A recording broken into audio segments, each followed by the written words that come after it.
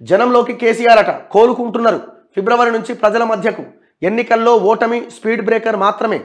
అభివృద్ధి చేసిన దుష్ప్రచారం వల్లే ఓడిపోయాం అంటే ఇంకా ఒప్పుకుంటలేరు. చూడండి, మేము తప్పు చేసినాం, క్షమించండి, తలకాయలు ఉండాల్సిన మెదడు మోకాళ్ళకు పోయింది, మాకు అహంకారం తలకెక్కింది, తప్పు చేసినామని ఒప్పుకుంటే ప్రజలు ఏమైనా రిసీవ్ చేసుకుంటారు.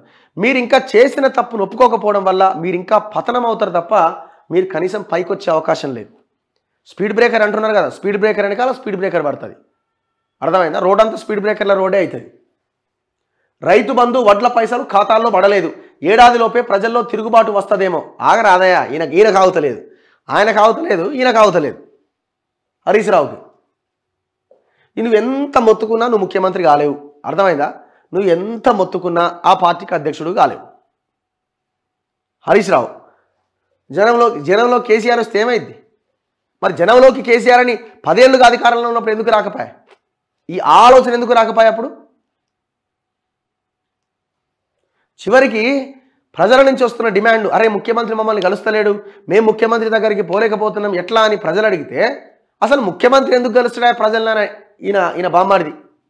దానికి ఒక లైన్ చెప్పే ముఖ్యమంత్రి ఎందుకు గెలవాలి, మండలము, జిల్లా, రాష్ట్రము, అందరు అధికారులు, ఇన్ని లక్షల మంది ఏం చేస్తున్నట్టు, ముఖ్యమంత్రి దగ్గరికి వస్తే వ్యవస్థ ఫెయిల్ అయినట్టు ఈ కథలు చెప్పారు. మరి గతంలో రాజశేఖర్ రెడ్డి మిగతా వాళ్ళందరూ కలిసిన వాళ్ళంతా లీడర్లు కాదు, వాళ్ళంతా నాయకులు కాదు, ముఖ్యమంత్రులు కాదు. ఇప్పుడు జనంలో కేసీఆర్ వస్తే ఏమవుతుంది? ఇప్పుడు మొన్నటిదాకా కేసీఆర్ కదా మొత్తం ఎలక్షన్ అంతా నడిపించింది. మొన్నటి ఎలక్షన్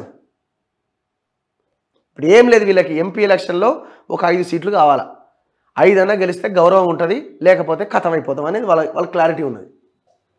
మరి అదే చెప్పొచ్చుగా. ఇప్పుడు కేసీఆర్ మెదక్ నుంచి పోటీ చేస్తాడా, కేటీఆర్ మల్కాజిగిరి సికింద్రాబాద్ అంటున్నారు పోటీ చేస్తారా, అది కూడా చెప్పొచ్చు కదా.